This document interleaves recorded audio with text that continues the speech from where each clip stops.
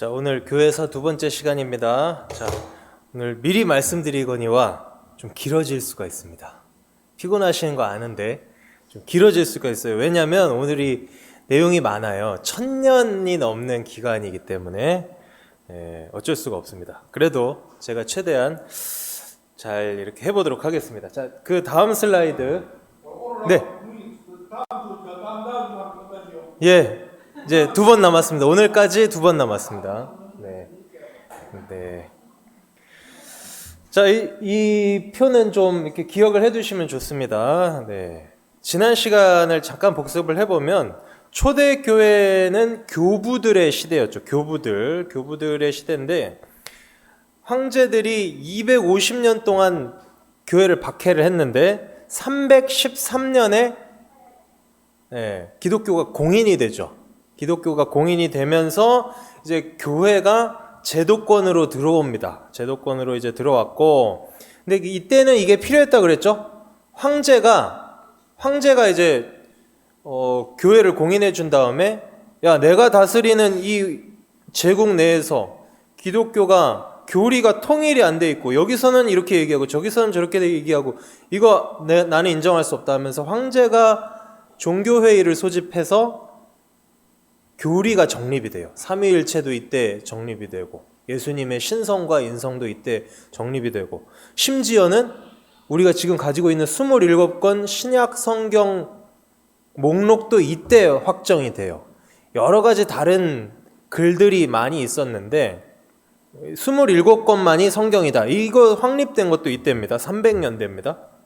사도신경도 300년대에 확정이 되고요. 그러니까 이제 장점도 있었는데 이제 어떻게 됩니까? 서로마가 476년에 멸망하고 이제 서유럽에는 정치적인 구심점이 없잖아요. 로마가 멸망해 버려가지고 그래서 교황권이 오히려 높아지는 거예요. 그 게르만족 그 부족 집단 그 야만족 왕들이 교황한테 이렇게 굽신굽신하면서 교황님 말을 들어야 되나 보다 하면서 이렇게 막 교황을 높여주다 보니까 교황권이 신장이 되면서 590년에 그레고리 1세가 딱 즉위하면서 이제 중세가 시작이 된다고 그랬습니다. 자, 그래서 교회가 메이저가 됐잖아요. 교회가 기득권이 됐잖아요. 기득권은 항상 타락합니다. 기득권, 돈이 생기고 권력이 생기면 타락해요.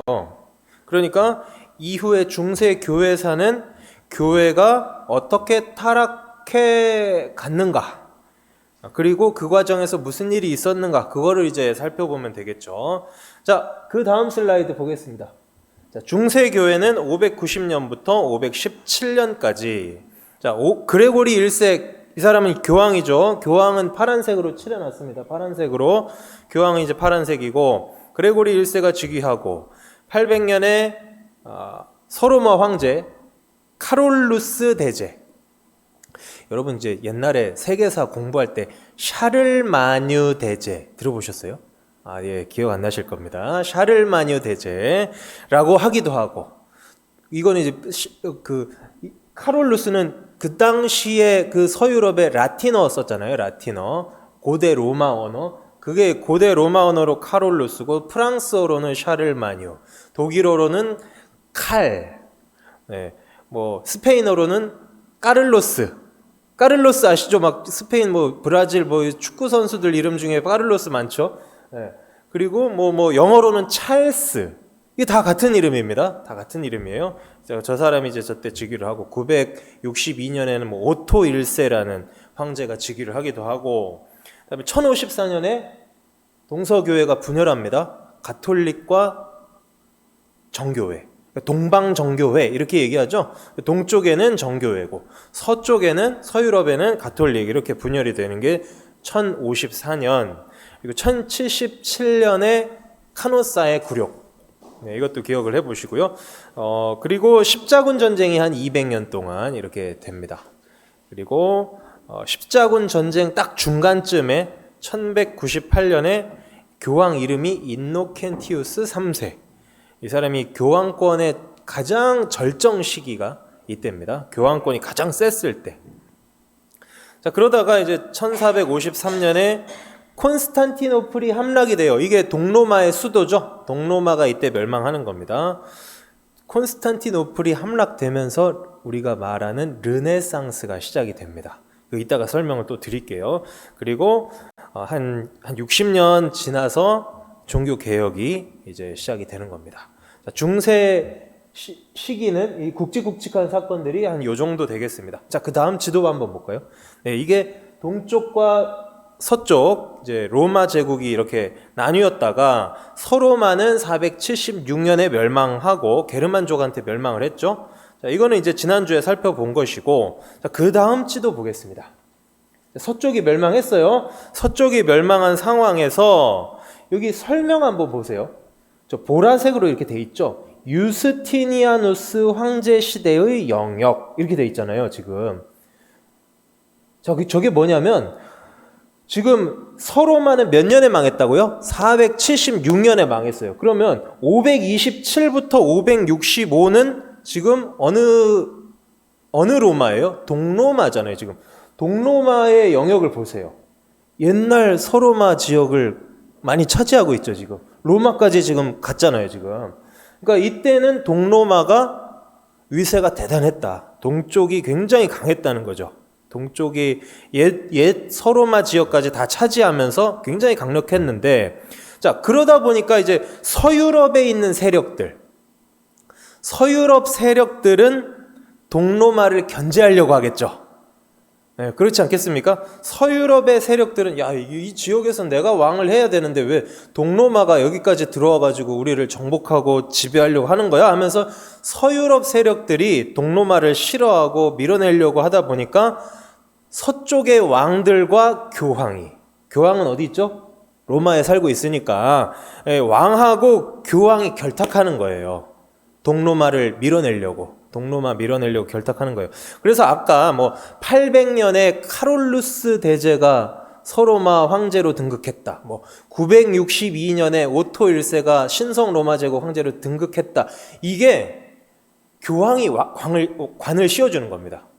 교황이 800년쯤에 카롤루스한테 너 내 말 잘 듣네.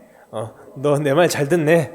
내가 인정해 줄게 하면서 교황이 황제관을 딱 씌워줘요. 그럼 백성들은 어떻게 했습니까? 백성들은 와, 교황님이 인정하신 황제래 하면서 황제를 더 따르겠죠. 그러니까 황제도 교황을 이용하고 교황도 황제를 이용하면서 둘이 짝짝꿍 해가지고 누구를 지금 견제한다고요? 동로마를 견제하려고 그렇게 붙어 먹은 겁니다. 그러니까 헤게모니 싸움을 하는 거예요. 동유럽이 주도권을 지느냐, 서유럽이 주도권을 지느냐, 그 싸움을 하는 겁니다. 자, 그런데 여기 지도 한번 보세요.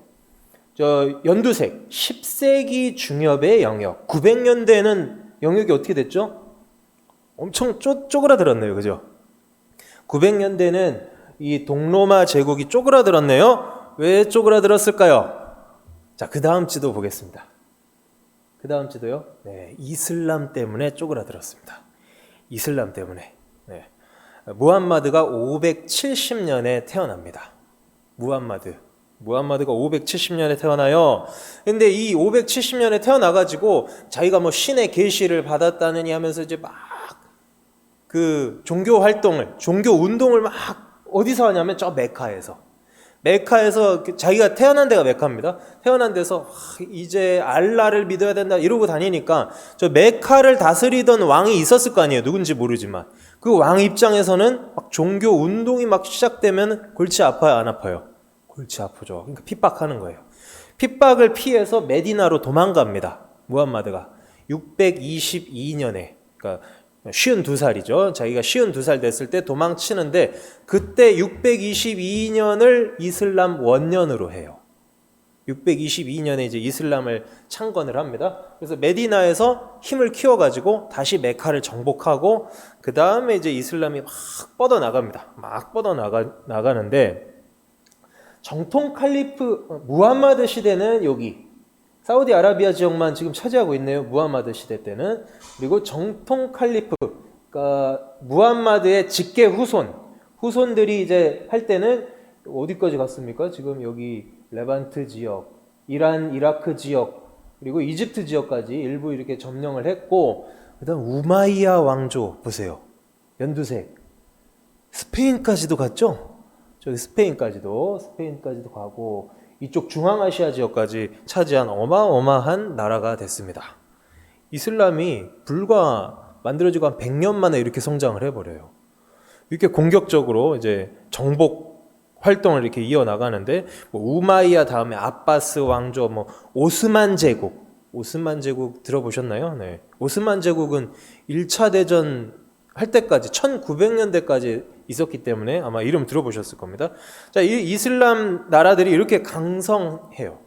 강성하다 보니까 동로마가 쪼그라들었죠. 자, 그러니까 우리는 뭐 이슬람이 중요한 게 아니라 지금 교회사를 공부하고 있는 거니까. 자, 이슬람 때문에 동로마 제국이 쪼그라들었네요. 그러면 아까 서쪽 서유럽의 왕과 교황은 동로마를 견제하려고 서로 연합을 했잖아요. 근데 동로마가 지금 약해졌네요. 그러면 이제 이 둘은 어떻게 될까요? 지들끼리 싸우는 거예요.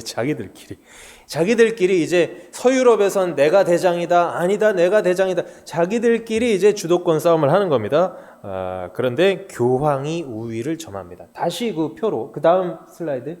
네, 다시 그 표를 보면요. 1077년 한번 보시죠. 1077년 카노사의 굴욕. 이게 뭐냐면 그 왕하고 교황이, 그러니까 황제하고 교황이 서로 주도권 싸움 하다가 교황이 너 파면, 황제를 파면해 버려요. 교회에서 파면한 거예요. 그 출교시킨다고 그러죠. 출교. 너는 이제부터 그리스도인 아니야. 내가 인정 못해. 하면서 교황이 황제를 추방합니다. 그러니까 교황이 뭐 할 테면 해봐. 처음엔 이랬다가 백성들이 아까는 이 시기는 어떻다고요? 백성들이 이 시기는 지금하고 달라요. 지금 종교가 굉장히 중요한 시기입니다. 이 중세는 종교가 중요하기 때문에 야, 교황님이 황제를 쫓아냈다던데? 이러면서 민심이 막 이반이 되는 거예요. 그러니까 이게 황제가 이제 후달리는 거죠. 황제가 이제 겁이 덜컥 나는 거죠. 그래가지고 카노사라는 성에서 교황님 저랑 좀 만나시죠.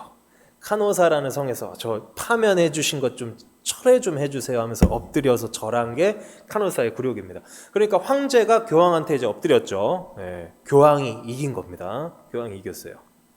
자, 그래서 이제 교황권이 점점 이제 강해지는데 그거를 살펴보기 전에 1054년 잠깐 볼게요. 1054년이 너무 중요하기 때문에 겉으로는 신학 논쟁 때문에 갈라섰습니다. 삼위일체 때문에 성령님이 도대체 어떤 분이냐 이것 때문에 이제 동방교회와 서방교회가 이제 갈라지게 되는 건데 성령님이 성부 하나님으로부터 나오신다. 동방교회 이거 너무 어렵다. 이거는 생략할게요. 하여튼 이 삼위일체 때문에 이제 서로 싸우다가 갈라집니다.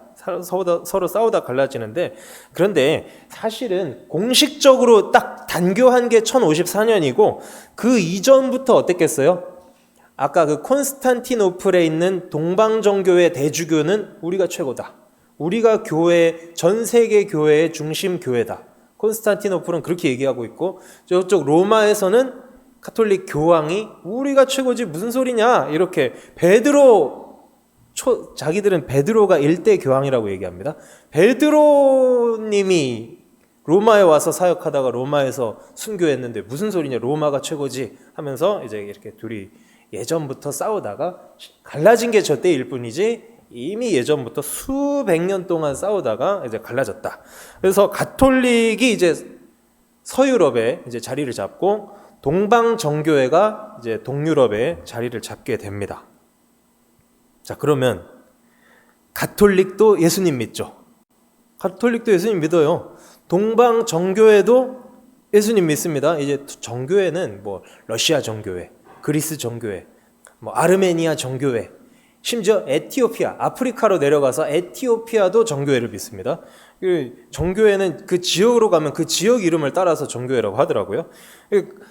서쪽에 가톨릭, 동쪽에 정교회. 그렇게 싸우다가 이제 둘 다 예수님을 믿는 종교인데 그러다가 서쪽의 카톨릭에서 이제 떨어져 나온 게 개신교. 우리가 개신교잖아요, 개신교. 그러면 가톨릭도 예수님 믿어. 정교회도 예수님 믿어. 개신교도 예수님 믿어. 그래서 우리는 그렇게 생각하지 않지만 세상에 잘 모르는 사람들은 요 세 종교가 다 예수님을 믿는 종교다 해서 기독교 이렇게 부릅니다. 그러니까 세상 사람들이 기독교 할 때는 성당도 기독교예요. 카톨릭도 기독교고 우리도 기독교고 우리 개신교도 기독교고 동방정교회도 사실은 기독교인 겁니다. 기독교라는 이름이 왜 기독교인 줄 아세요? 기독교. 생각해 보신 적 있나요? 기독교라고 하잖아요. 기독교. 네? 기도를 하는 사람이라서 기독교다. 한자로 보면요. 터기자. 뭐 기초할 때 터기자에 감독할 독자거든요. 터를 감독한다. 터를 감독하는 종교인가? 근데 왜 이 뜻이 안 맞잖아요. 이게 그러니까 이게 한자로 음차를 한 겁니다. 음차. 그리스도를 한문으로 음차를 하니까 기리사독 이렇게 된 거예요. 기리사독. 네. 그래서 기리사독 너무 길다. 기독만 남기자. 중간에 빼고 기독교. 그래서 기독교가 된 겁니다. 이 어원은 좀 알고 계시고요. 그러니까 기독교는 사실은 그리스도교다. 그리스도교다. 네. 한자에 너무 많은 의미 또 부여하지 마세요. 나중에 사전에 기독교 찾아보고 터기자에 감독할 독자네 무슨 뜻이지? 하면 고민하실 필요 없이 그냥 그리스도교 이렇게 보시면 되겠습니다. 자, 아까 카노사의 구력 우리 살펴봤고요. 이제 교황권이 점점 올라가니까 교황이 군대까지 이제 소집을 해요. 야, 우리의 성지인 예루살렘을 저 이슬람 세력이 지금 차지하고 있는데 우리가 성지를 수복해야 되지 않겠냐 하면서 십자군을 조직합니다. 그러니까 교황의 명령에 이제 군대까지 소집을 하는 그런 상황까지 된 거예요. 네. 그래서 군권까지 이제 교황이 장악하게 되고요. 그러면서 저 기간에 1095년부터 1291년까지 약 200년 동안 십자군 전쟁 최소 7번이라고 그러고 최대는 9번까지라도 보는데요. 이게 교황권이 강해지겠죠. 군대까지 자기가 통솔을 하게 되니까 지휘를 하게 되니까 강해지죠. 그래서 1189년 인노켄티우스 3세 때는 교황권이 절정에 달하게 됩니다. 네, 절정에 달하게 되는데 절대 권력은 절대 부패한다. 예, 들어보셨어요? 절대 권력은 절대 부패합니다. 그리고 이제 십자군이 처음엔 좋았죠. 십자군 처음에 소집해가지고 야 신의 이름으로 나아가 싸워라 하면서 교황의 명령으로 군대가 막 출발할 때는 교황님의 뜻을 우리가 따르겠습니다. 우리가 성지를 회복하겠습니다 하면서 이제 나갈 땐 좋았는데 200년 동안 정복 못해요. 1차 십자군이 잠깐 예루살렘 정복하는데 그 다음에 금방 뺏기고요. 2차 다시 찾아야 된다. 3차, 4차, 5차 다 실패합니다. 200년 동안 실패하니까 어떻게 되겠어요? 결국 야 이거 교황 말 듣고 200년 동안 전쟁하는데 이거 되는 거 맞아? 이러면서 교황권이 추락하기 시작해요. 네, 교황권이 이제 몰락하게 됩니다. 그래서 십자군 실패로 교황권이 이제 점점 이제 추락하기 시작을 하는데 이렇게 부패를 하니까 중세교회는 이렇게 부패해 가잖아요. 점점점 반동도 있었겠죠. 교회가 저게 무슨 교회냐? 교황이 무슨 교회의 지도자냐? 저렇게 타락했는데 하면서 우리는 인정할 수 없다 하면서 수도원 운동이 일어납니다. 수도원 운동. 중세 수도원들이 많이 세워지잖아요. 근데 이제 수도원 운동도요. 장점이 있어요. 수도원 운동이 기독교 역사에 굉장히 공헌한 게 굉장히 큽니다. 제일 중요한 거 성경 필사. 지금 우리가 가지고 있는 이 성경이요. 아주 잘 복원된 겁니다. 근데 이거는 사본들이 그만큼 많았기 때문에 복원할 수가 있었던 거고 그게 대부분 어디서 했다고요? 중세 수도원 그 수도사들이 하루 종일 앉아가지고 성경 필사하는 거예요. 그게 이제 필사를 엄청 많이 했고 그 다음에 글을 그때 당시에 1000년도면은요 문맹률이 그죠? 그냥 일반 사람들은 글씨 하나도 몰라요. 그러니까 저렇게 글을 이게 필사하면서 문학이 발달하고 그죠? 문맹이 퇴치가 되고 그렇게 이제 그런 영향도 있는 겁니다. 자 그런데 여기도요 돈이 몰리면서 수도원도 그러니까 교황 비판하면서 수도원 운동을 시작을 했는데 여기도 돈이 몰리니까 똑같아. 수도원도. 자, 그 어떤 부잣집 딸이 아빠, 저는 제 인생을 주님께 드릴 거예요. 그러면 아빠가 그 딸을 수도원으로 보내는 겁니다. 그러면서 딸만 달랑 보내겠어요? 그 수도원 원장한테 우리 딸 좀 잘 이렇게 부탁한다고 돈을 엄청나게 주는 거죠. 그러니까 수도원에도 돈이 몰립니다.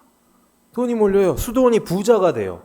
그러니까 여러분 수도원이 얼마나 사치하고 그 옛날에 최고급 옷 하면 수도원에서 짠 옷이랍니다.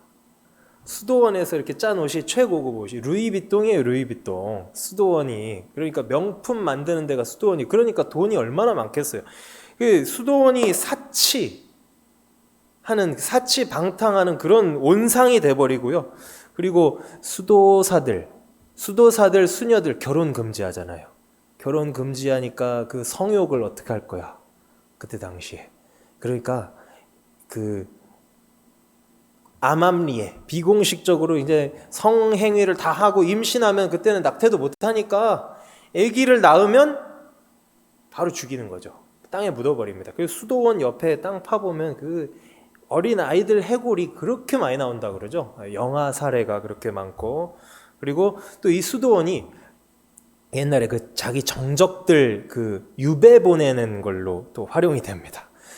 자기가 정권을 잡은 사람이 자기 정적을 수도원에 유폐시켜 버려요. 수도원에 감금하는 거죠. 그런 걸로 활용이 되고, 그러니까 어떻습니까? 인간의 활동은 처음에는 좋게 시작해도 다 이렇게 부패하게 됩니다. 교황청도 부패, 교황청 비판하면서 등장했던 수도원도 부패.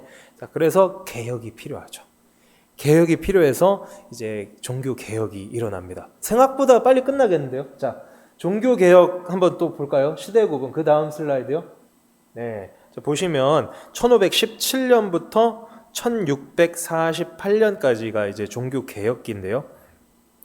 1453년에 콘스탄티노플이 함락되고 동로마가 망한다 그랬습니다. 콘스탄티노플이 어느 지역입니까? 그리스 지역이잖아요. 물론 이제 지금 터키의 지역입니다. 지금 튀르키예 도시긴 한데 그게 이제 그리스 지역이잖아요. 그 지역이 발칸반도가. 그러니까 이 오스만 제국이 이슬람 세력이 이제 아시아에서 유럽으로 이제 들어온 거니까 그리스 발칸반도에 있던 그리스 지식인들, 그리스 예술가들 이런 사람들이 대거 서유럽으로 망명합니다. 서유럽으로 망명해요. 그래서 서유럽의 부자들이 그 사람들 고용합니다.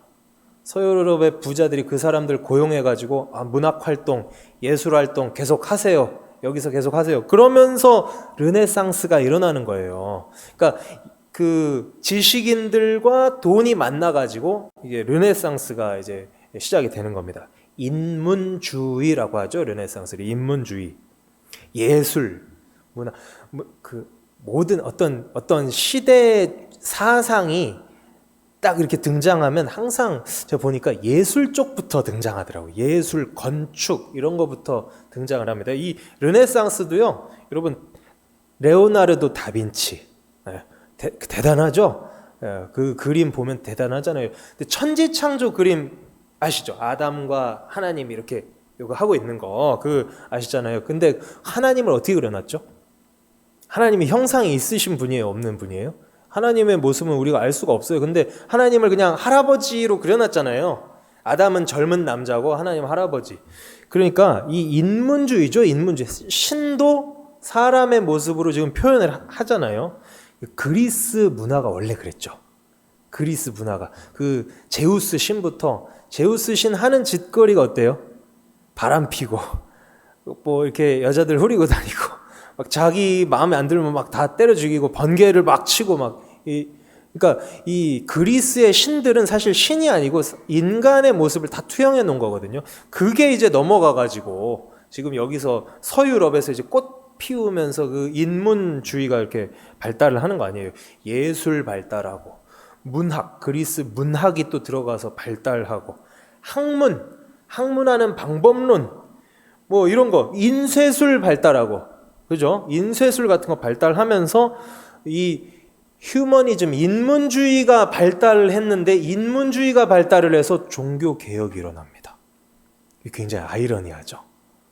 아니 사람들이 인간이란 어떤 존재인가를 막 이렇게 탐구하기 시작했는데 그게 종교 개혁의 토대가 된다니까요.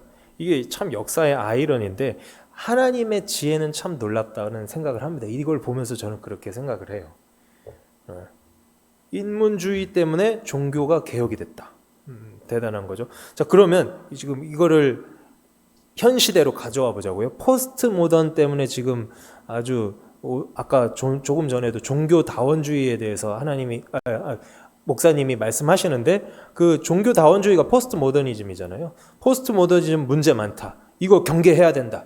교회가 그 얘기를 계속 하고 있는데 몰라요. 또 하나님이 물론 경계해야죠. 종교다원주의를 우리가 어떻게 인정합니까? 경계를 해야 되는데 하나님은 이 포스트 모더니즘을 통해서도 뭔가 일을 하실 것이다.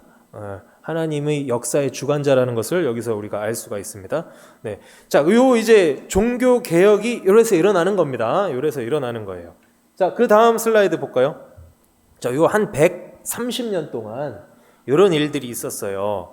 루터가 95개조 반박문을 딱 붙이면서 비텐베르크 성당에다 붙이면서 종교 개혁이 시작이 되죠.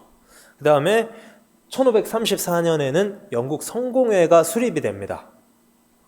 영국도 이제 종교 개혁을 하는 건데 1537년에는 칼뱅, 우리는 칼빈이라고 하죠. 칼빈인데 그거는 이제 영어식으로 읽은 거고 원래는 이제 칼뱅으로 읽어야 됩니다. 왜냐하면 프랑스 사람이거든요. 프랑스식으로 읽으면 깔뱅이 이제 제네바에서 이제 사역을 시작하고 이제 프랑스 사람인데 스위스 제네바에서 지금 이제 자기가 목회를 한 거죠. 그리고 이제 이렇게 신교라고 그러죠. 개신교가 이렇게 막 이제 일어나기 시작하니까 개혁의 바람이 막 부니까 카톨릭도 야 우리도 개혁해야 된다. 우리도 저 개신교의 개혁 바람에 쓰러지지 않으려면 우리도 개혁해야 된다. 그래서 안티 종교개혁, 반종교개혁이라고 해서 안티 종교개혁을 카톨릭도 카톨릭 나름대로 이렇게 합니다. 자기들 나름대로. 그러고 나서 이 개신교랑 카톨릭이랑 맨날 싸우니까 야 싸우지 말자 하면서 1555년에 신성 로마 제국 황제가 아우크스부르크 화의를 이제 맺습니다. 야 카톨릭하고 그 개신교하고 우리 신성 로마 제국 내에서 싸우지 마 하면서 종교의 자유를 이제 허락해 줘요. 그런데 이거는 이제 루터교에만, 왜냐하면 루터교가 이제 독일에서 시작됐잖아요. 루터가 독일에서 시작한 거니까 신성 로마 제국 황제가 독일 황제죠. 독일 황제니까 우리 황제 제국 내에서 싸우지 마 하면서 루터교만 인정을 해줬죠. 근데 루터교만 있습니까? 네. 칼뱅파는 좀 개혁파거든요. 개혁파 교회. 우리는 어떡하냐 하면서 계속 싸우는 게 이제 나중에 이제 종교 전쟁이 됩니다. 30년 전쟁이 일어납니다. 네. 요 내용을 이제 좀 더 이제 깊이 살펴보면요. 루터가 이제 95개조 반박문을 이제 처음에 붙였을 때는 로마 교황청에서 별거 아니라고 생각했대요. 처음에는. 저 뭐 시골에 있는 그냥 알아주지도 않는 애가 그냥 붙인 거 뭐 신경도 안 썼는데 아까 말했다시피 이게 인쇄술이 발달한 시대다 보니까 저 반박문이 독일어로 번역이 돼가지고 인쇄를 막 찍어내가지고 제국 전역에 다 뿌려지는 거예요. 유럽 전역에. 그러니까 맞아. 루터의 말이 맞는 것 같아. 이런 사람들이 많이 생기고 동조하는 사람들이 생기니까 교황청에서 아차 싶은 거예요. 그래서 뒤늦게 루터를 소환해가지고 종교 재판에 회부시켜서 루터를 죽여버리자. 루터를 사형시키면 이 운동이 끝날 것이다. 그래서 루터가 종교 재판에 회부됩니다. 근데 이 루터는 신부죠. 자기는 신부잖아요, 원래. 1517년 이전에는 개신교가 아예 없었으니까 루터 자기도 신부기 때문에 교황 말을 듣고 이제 종교회의장으로 갑니다. 이제 가면 죽는 걸 아는데 가는 거예요. 가는데 작센이라는 지역의 선제후가 거기 그 지역 다스리는 영주죠. 영주가 가던 루터의 마차를 납치해요. 납치해가지고 루터를 보호해 줍니다. 루터를 숨겨주고 보호해 주면서 야, 나 교황 싫어 마음에 안 들었는데 네가 교황 비판하는 글 좀 많이 써줘 해가지고 루터가 그 사람의 비호 아래서 로마 교황청을 비판하는 글을 엄청 많이 쓰고 그래서 이제 종교 개혁이 막 불타오르기 시작하는 거죠. 그래서 성공할 수 있었던 거죠. 여러분 그 목사님들만 중요한 게 아니라 정치인들도 그래서 중요합니다. 세속 군주가 그래서 중요해요. 초대교회 때도 그랬잖아요. 우리가 배웠잖아요. 로마 황제가 기독교 딱 인정해 준 다음에 어떻게 해요? 야, 종교회의 소집! 전국 전 로마 지역에 있는 주교들 다 소집! 해가지고 교리가 만들어지잖아요. 그때 정립이 되잖아요. 그러니까 황제가 중요하다니까요. 성경 속에도 그래요. 성경 속에도 아하수에로 왕, 아하수에로 왕의 결정이 유대인들을 살리죠. 결국에 하만을 죽이고 또 어떻습니까? 고레스 왕이 유대인들을 다 돌아가라, 이스라엘로 다시 돌아가라, 포로를 풀어주잖아요. 이방 왕들을 통해서 하나님이 역사하시는 거죠. 꼭 뭐 그 시대에 느헤미야나 에스라만 사역한 게 아니라 그 이방 왕들이 허락을 해주고 하나님이 그들의 마음을 움직여서 이제 그렇게 역사가 이루어지는 겁니다. 그러니까 위정자들을 위해서 진짜 기도해야 돼요. 위정자들을 위해서 기도해야 되는 겁니다. 그러니까 루터를 보호해주고 종교개혁을 계속 해나갈 수 있게 해준 것도 그 영주 그 지방 작센의 영주가 도와주지 않았으면 루터도 그냥 사형장에서 이슬로 사라졌을 겁니다. 금방. 자, 그래서 이제 종교개혁이 시작되니까 영국에서 또 성공회가 수립이 됩니다. 영국 국교회라고도 하고 국가종교라고 그래서 국교회라고도 하고 흔히 우리는 성공회라고 많이 알고 있죠. 성공회는 근데 좀 돌연변이 같은 종교개혁이에요. 루터나 칼빈 같은 사람들은 그냥 일반 대중들하고 같이 종교개혁을 한 거죠. 일반 대중. 근데 여기 영국 성공회는 왕이 주도해서 합니다. 왕이. 그러니까 밑에서 올라오는 상향식이 아니라 왕이 이제부터 이렇게 할 거야 하면서 밑으로 반포하는 하향식 종교개혁이 되는 건데요. 근데 이게 웃겨요. 영국 성공회를 인정할 수 있는지 한번 제 얘기 들어보십시오. 헨리 8세라는 사람이 있었어요. 헨리 8세. 영국 왕입니다. 영국 헨리 8세라는 왕이 있었는데 이 사람이 여성 편력이 엄청나요. 결혼을 6번을 해. 여자를 6번, 왕비를 6번 갈아치우고 그 중에 그 6명 중에 2명은 자기 손으로 직접 처형까지 합니다. 그러니까 이 사람이 자기가 이혼을 근데 이 당시에는 교황이 인정 안 해주면 이혼 못 했거든요. 왜냐면 우리도 지금 결혼할 때 기독교식으로 그 예배를 하면 이 결혼은 누가 맺어주신 것이다? 하나님이 맺어주신 것이다 하면서 예배 드리면서 결혼하잖아요. 우리도 이때는 더 강했으니까 이거는 교황이 허락 안 해주면 이혼 못하는 겁니다. 그런데 헨리 8세가 이렇게 자꾸 왕비들을 갈아치우려고 하는데 누가 허락 안 해줘요? 교황이 허락 안 해줘요. 교황도 이제 그런 생각이겠죠. 야, 헨리 8세 너 영국 저 섬에 구석에 있다고 내 말 자꾸 안 들으려고 하는데 너 내가 인정 못해. 너 내 말 잘 들을 거야 안 들을 거야. 이런 의도로 이제 안 해주려고 하는데 헨리 8세는 야, 저 독일에서 1517년 루터라는 애가 종교개혁 시작했다던데 우리도 해보자. 우리도 교황청이랑 갈라서자 해가지고 왕이 갈라서는 거예요. 우리는 이제부터 성공회를 믿는다. 성공회를 믿는다 해가지고 수장령을 선포합니다. 교회의 수장은 나다. 영국 왕이 영국 교회의 수장이다 해서 수장령. 이거 외우실 필요는 없습니다. 그리고 이 헨리 8세가 이렇게 시작을 하고 이게 1530년 되잖아요. 한 80년 후에 제임스 1세라는 왕이 또 있습니다. 제임스 1세라는 왕은 왕권은 신께서 수여해 주신 것이다. 왕권 신수설 들어보셨나요? 왕권 신수설을 주장해요. 이 제임스 1세 킹 제임스 버전 영어 성경 KJV 뭐 한글로는 그 흠정역이라고 이렇게 하더군요. 킹 제임스 버전이라는 영어 성경이 있어요. 그걸 이제 만든 것도 이제 이 제임스 1세라는 왕이고요. 그래서 이 지배계층이 종교개혁을 해버린 거죠. 이거는 정치적인 목적으로 나 교황한테 간섭받기 싫어. 나 내 마음대로 내 왕비 바꿀 거야. 그죠? 그래가지고 교황한테 간섭받기 싫어가지고 이 종교개혁을 일으킨 게 영국 성공회입니다. 그러니까 영국 성공회는 이거 제대로 된 종교가 아니다 하면서 영국에 살던 청교도들, 영국 청교도들이 나는 이 성공회 믿으면서 신앙생활을 할 수 없다 하면서 어디로 가요? 메이플라워호를 타고 1620년에 북아메리카로 이주를 한 게 그게 이제 청교도들이죠. 근데 청교도들이 소수고 그때 북아메리카로 간 청교도들은 소수고 많은 청교도들이 여전히 영국에 남아가지고 영국이 잉글랜드 내전 성공회를 따르는 사람하고 그 퓨리탄들 청교도들하고 또 이제 내전도 벌어지고 막 그래요.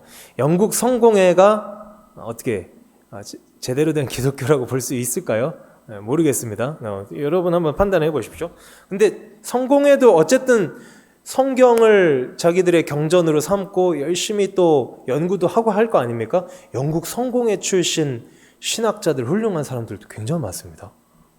여기도 어차피 그 성경을 연구하는 또 그런 종교이기 때문에 무시 못해요. 무시 못합니다. 영국 성공회학자들이 지금 뭐 굉장히 유명한 사람들이 많고 그런 걸 좀 알아는 두십시오. 자, 영국 성공회는 영국 성공회라고 치고 이제 다시 또 이제 칼뱅으로 가봅시다. 칼뱅은 1537년에 제네바에서 사역을 시작을 하는데 이 칼뱅은 이제 좀 이따 또 자세하게 살펴보도록 하고 카톨릭은 자기들 나름대로 이제 교리를 발전시켜요. 이 1540년대 그게 그 교황 무흠설, 교황이 말하는 것은 오류가 없다. 아니 세상에 오류가 없는 사람이 어디 있어요? 그런데 이때부터 원래 그전에는 그런 교리를 만들 필요도 없었죠. 왜냐하면 교황이 말하는 게 법이었으니까. 그런데 이제 막 개신교가 막 개혁을 하고 그러니까 이때 그걸 정한 거예요. 교리로. 교황 무흠설. 그 다음에 이제 마리아 무흠설까지 막 가고 마리아가 승천했다. 뭐 별 이상한 이제 교리들을 만들어내는데, 그래서 이제 대응을 하게 되고 이제 종교 개혁이 일어나고 카톨릭도 받아치면서 충돌이 나게 되고 전쟁이 나게 되고 아주 이제 악해요. 그 종교 전쟁이 제일 악하다고 아까 목사님 설교 중에도 나오잖아요. 세상에서 제일 악한 전쟁이 종교 전쟁. 지금 인도에서 힌두교, 이슬람교 싸우는 거 보시면 이해가 되실 겁니다. 파키스탄이 이슬람 국가고 인도는 힌두교 국가잖아요. 둘이 싸우는 거 보세요. 원수제도 그런 한국, 일본 대지도 못해요. 거기는 진짜 원수예요. 거기 이제 파키스탄 수립될 때 그 카슈미르 지역에서 그 서로가 서로를 학살할 때 200만 명이 죽어요. 200만 명이. 그러니까 어마어마한 종교의 이름으로 이렇게 잔인하게 서로를 죽입니다. 자, 그래서 이 30년 전쟁 싸우다 보니까 너무 힘들다. 언제까지 죽일래? 하면서 베스트팔렌 조약을 맺으면서 이제 전쟁이 끝납니다. 그런데 이 베스트팔렌 조약도 좀 불완전한 게 그 지역 영주가 개신교면 그 백성들은 다 개신교 믿어야 된다. 그러니까 영주 따라 가는 겁니다. 지배자를 따라서 가요. 이쪽 지역이 왕이 카톨릭 신자면 그 백성들은 다 카톨릭 믿어라. 그러니까 개인의 종교 자유가 보장되지는 않은, 그렇지만 전쟁을 막기 위해서 어쩔 수 없이 저런 조약을 이제 체결했다. 그거를 알아두시면 되겠고요. 자, 이제 얼마 안 남았습니다. 자, 그 다음 지도 한번 봅시다. 자, 비텐베르크에 아까 누가 그걸 붙였다고요? 95개조? 루터가 붙였죠. 그래서 빨간색은 루터파의 그 개혁 방향이라고 할 수가 있겠습니다. 지금의 독일과 북유럽, 뭐 덴마크, 노르웨이, 스웨덴, 독일 이런 데는 이제 루터 교회가 많고요. 루터 교회가 많고 제네바의 칼뱅파가 이제 제네바에 있었는데 이 칼빈의 그 영향을 받은 교회들이 이제 퍼져 나가는데 프랑스의 위그노, 프랑스가 지금 카톨릭 국가입니다. 그리고 그때도 카톨릭 국가였고 이 위그노들이 엄청나게 많이 죽습니다. 프랑스 카톨릭 신자들이 위그노를 대놓고 학살해요. 위그노들 참 불쌍합니다. 그리고 고이센이라고 돼 있는데 저기 네덜란드입니다. 네덜란드인데 저기도 엄청나게 핍박을 많이 받습니다. 바다 거지들이라고 불리거든요. 바다 해안가에 사는 거지들. 그러니까 얼마나 힘들게 살았겠어요. 고이센 그런 사람들이고 또 청교도, 아까 청교도들도 핍박을 받는데 영국이 청교도랑 그 왕당파랑 이렇게 또 전쟁해가지고 청교도가 또 이기기도 해요. 이기기도 하는데 뭐 그건 이제 또 너무 어려운 얘기니까 나중에 하도록 하고요. 그리고 저 영국 북쪽 저 위에가 스코틀랜드죠. 영국 저 큰 섬이 이렇게 나눠져 있습니다. 나눠져 있는데 북쪽을 스코틀랜드라고 따로 불러요. 따로 부릅니다. 스코틀랜드로 가서 스코틀랜드의 수도인 에딘버러라는 이름 들어보셨나요? 그 도시 이름입니다. 스코틀랜드의 수도 에딘버러에서 존 낙스라는 사람이 장로교회를 처음 세웁니다. 장로교회. 우리의 뿌리가 저기 있어요. 스코틀랜드에 있어요. 그러니까 제네바에서 이제 칼빈한테 배워요. 이 존 낙스가 칼빈한테 배워가지고 자기 고향으로 돌아가서 장로교를 세운 겁니다. 그래서 이제 우리의 뿌리는 영국 북부에 있는 스코틀랜드 장로교회구나. 그것을 이제 좀 기억을 하시면 좋겠습니다. 자, 요 그림 이제 그 다음 그림 한번 볼까요? 네. 자, 이거는 뭘까요? 수수께끼 맞춰보시겠습니까?